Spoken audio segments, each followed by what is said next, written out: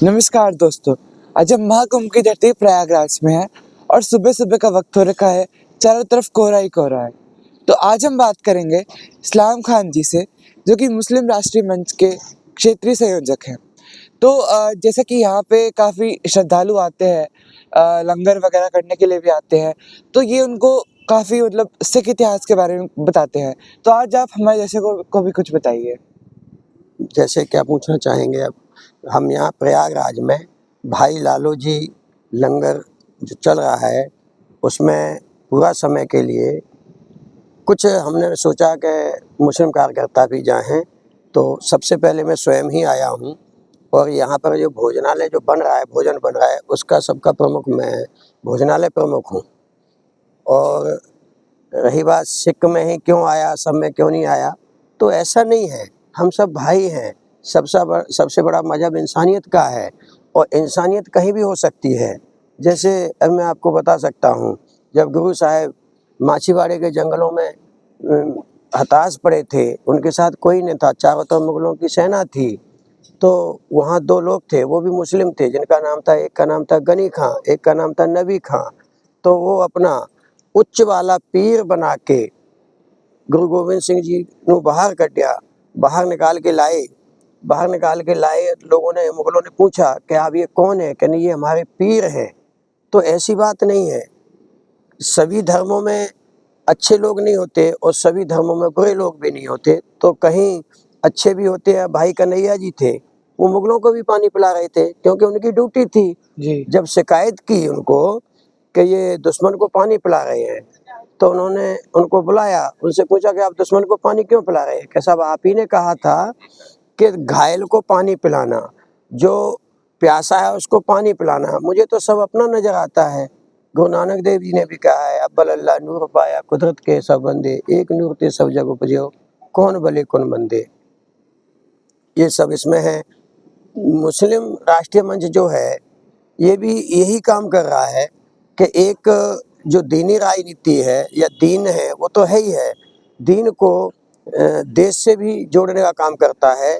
हमारी आयत है, हुब्बुल वतनी मिनल ईमान, हुब्बुल वतनी निफ्सुल ईमान।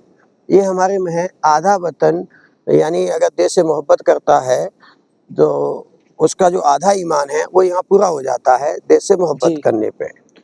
तो सर आपका मतलब सिख इतिहास में से इंटरेस्ट कैसे आया? जैसे कि हमने सुना है कि मुगलों से ही लड़ाई रही है ज़्यादातर सिखों की, तो आपका कैसे इंटरेस्ट आया इसमें? तो मैंने बताया ना कि जब माछीवाड़े के जंगल में जो थे, वो गनी, और दूसरा जब गुरु गोबिंद सिंह के बच्चों को जब दीवारों में चुन रहे थे, तो एक मलेरकोटला के जो राजा थे वो मुस्लिम थे। उन्होंने जी। पूछा कि भाई आप इनको बच्चों से अत्याचार क्यों कर रहे हो? आपकी दुश्मनी तो इनके बाप से है, जी। माँ बाप से है, तो माँ बाप को आप क्यों नहीं पकड़ते? तो माँ बाप को मारिए। तो उन्होंने नहीं माना, उस राजा को उन्होंने गिरफ्तार कर लिया।